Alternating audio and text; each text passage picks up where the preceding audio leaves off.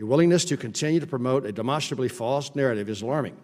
The findings of the special counsel conclusively refute your past and present assertions and have exposed you as having abused your position to knowingly promote false information. As such, we have no faith in your ability to discharge your duties in a manner consistent with your constitutional responsibility and urge your immediate resignation as chairman of the committee. Wow. Okay, political enthusiasts, are you watching this?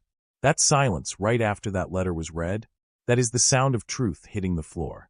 For years, we've had to sit through a constant stream of false claims, and finally, we are seeing Republicans stand up and demand accountability.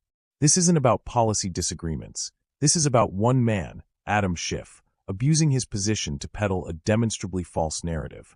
He promised the American people smoking gun evidence, and now the Mueller report has conclusively refuted his entire premise.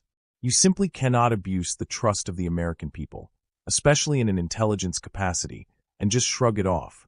The call for his immediate resignation is absolutely necessary to restore the integrity of the committee. You want to see how a professional politician tries to gaslight a whole room? You have to stick around for the main body of this reaction. I'm going to break down every single deflection and every single one of his goalpost shifts. Hit that like button right now, subscribe, and ring the notification bell because we are diving deep into the hypocrisy of the swamp. I'm going to turn to our witnesses who are the subject of the hearing today, but before I do, and as you have chosen, instead of addressing the hearing to simply attack me, consistent with the President's attacks, I do want to respond in this way. My colleagues may think it's okay that the Russians offered dirt on a Democratic candidate for president as part of what was described as the Russian government's effort to help the Trump campaign. You might think that's okay. My colleagues might think it's okay that when that was offered to the son of the president, who had a pivotal role in the campaign, that the president's son did not call the FBI. He did not adamantly refuse that foreign help. No, instead, that son said that he would love the help of the Russians. I think it's immoral. I think it's unethical. I think it's unpatriotic. And yes, I think it's corrupt and evidence of collusion. Now, I have always said that the question of whether this amounts to proof of conspiracy was another matter. Whether the special counsel could prove beyond a reasonable doubt the proof of that crime would be up to the special counsel, and I would accept his decision, and I do. Mr. Ambassador, you are recognized for your opening statement. I will not yield. Mr. Ambassador, you gentlemen, yield because you just made some things about all of us that I think we all should get the opportunity to respond to. If you're going to say we think, you ought to allow us to speak of what we think. You can use your 5 minutes to speak. You attacked me in your opening statement, and I've responded. I have not had an opportunity to respond at all, especially to your statements of what we think, because no one over here thinks that. No one over here. I mean, you cannot speak for us. You cannot speak for us. Ms. Turner, you're not recognized. Mr. Chairman, I'm asking for your resignation today because I believe you are advancing Putin's work. I believe the chair has abused his power in these processes, and he's misrepresenting the information that we've received in classified sessions. Now, Mr. Chairman, when this body understood that McCarthyism was something to be rejected, it for years watched it. But you are using that. Gentleman from California withdraws a point of order who seeks recognition. Gentleman from California is recognized. Mr. Chairman, much as I don't like certain parts of the Mazur decision, it clearly applies in this case, and the committee is required to engage with the White House in order to seek an accommodation over materials held by a private party, as they were in the Mazur's case, and seek to resolve this with the White House. So I would ask unanimous consent that we enter into the record your correspondence to the White House. Objection. Seeking to engage them to resolve this, and I thank the chairman for not objecting.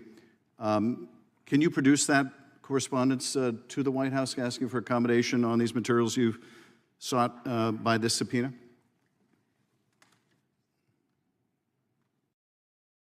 First time they reached out to us was 2 days ago. Yes, and of course the author expressed the concern that these materials may implicate interests of the executive. I think that was weeks ago. But having admitted without dissent, your correspondence to the White House, can you produce that for us, where you have sought an accommodation, where you've sought to work this out with the White House? Can you share that with us, since that is now part of the record? Well, I thought you had it. You wanted to enter it into the record. I do. I presume that, knowing your responsibilities, you have sought to engage the White House. So, Mr. Chairman, point of order. Produce Gentleman is recognized for point of order. I think a unanimous consent request to submit something to the record is where the person who's asking for the floor is the proponent of submitting information that member has. I don't believe it's appropriate to ask a unanimous consent request to engage in a colloquy over discovering information or obtaining information from another member of the committee. Great, and that's why I said that no objection to the unanimous consent request. If the gentleman from California wants to talk about that and present it to us, God bless him. He's allowed to do it. So it's 5 minutes. I would like clarification from the chairman. Does this mean that there is no correspondence from you to the White House seeking accommodation on this material? We've had all kinds of correspondence with the White House on this broad subject relative to the Zwan answer and the letter we got 2 days ago. We've not corresponded with the White House yet.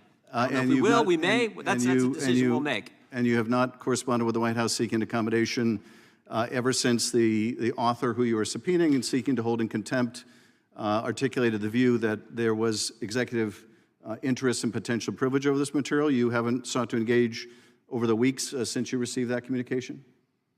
We have not engaged with the White House since the letter on the 25th of this month, 2 days ago. And prior to that time, did you engage the White House in an effort to obtain these materials? All kinds of engagements with our counsel and counsel. I'm talking about the Justice Department and White House with our counsel over the last several months relative to the special counsel this subpoena, Mr. Chairman. Did you engage with the White House at any time in the last several weeks since issuing this subpoena, the one you want to hold this witness in contempt for? Did you ever engage with the White House in an effort to accommodate, an effort to reach an agreement, an effort to prevent this from having to be litigated? Did you ever write any correspondence, make any call to the White House seeking to engage, seeking to get these materials that you're seeking from the author instead from the White House? Did you ever do that, Mr. Chairman? We're seeking documents from a private individual who, I might add, tried to destroy the evidence. I guess the question is, I guess the answer is no. Since 2 days the answer is no. The answer is since 2 days ago, I'm not asking the question about since 2 days ago, although nothing prevented That's when they first raised the concern. Nothing prevented you from writing a letter within the last 2 days or reaching out to the White House before this. Now you want me to be clairvoyant and read the White House's mind and write a letter before they tell us something? Nothing prevented you from seeking these materials from the White House is known for months, Mr. Chairman. For months. I'm not a mind reader. I thank you for making a very clean record for any court that will look at this. The gentleman from North Carolina said an accommodation months ago the White House could have raised the concern, and they didn't. To obtain these documents, because your first move, of course, is to go right to contempt. Ironically, of course, for a chairman who was in contempt of his own subpoena. Point of order, Mr. Chairman. We're still waiting for you to testify and meet the obligations of your own subpoena, Mr. Chairman. But nevertheless, I appreciate you're making such a clean record for any court in this case that you have never sought an accommodation, never written to the White House, never called the White House, never had a communication with the White House in order to obtain these materials as part of an accommodation. Thank you for that very clean record for the court, and I yield back. Gentleman yields back. Who seeks recognition? All right, welcome back, Patriots. I'm fired up after watching that entire exchange. But trust me, the voices of his Republican colleagues, like Mike Conaway and Mike Turner, are delivering the exact message we need to hear. This entire clip is a masterclass in holding power accountable, and frankly, a perfect portrait of Washington, D.C.'s bad faith. The foundation of this whole exchange is the letter calling for resignation, which is spot on.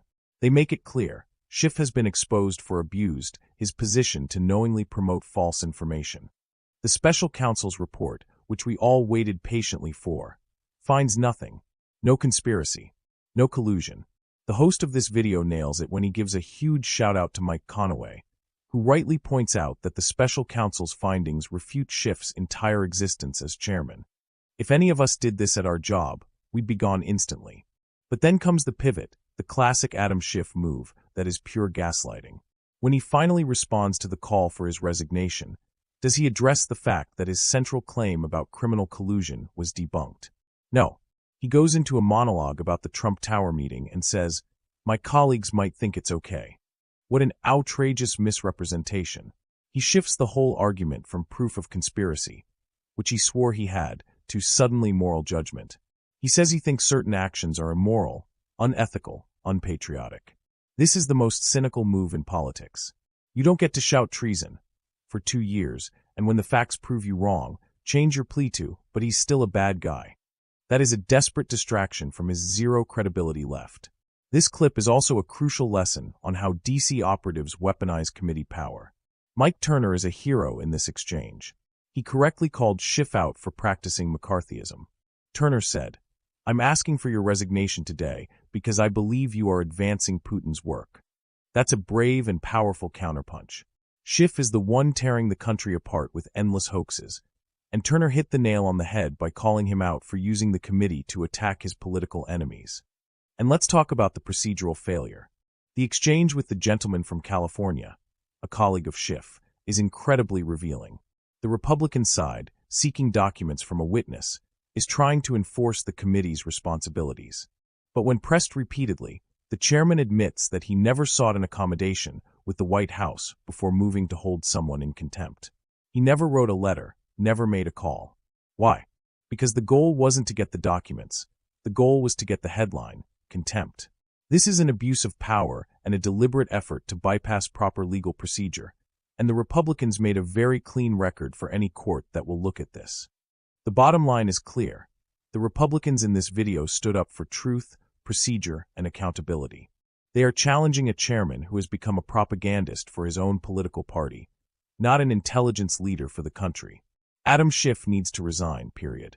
Let me know in the comments below, which part of this exchange made you the most furious? Talk to you next time.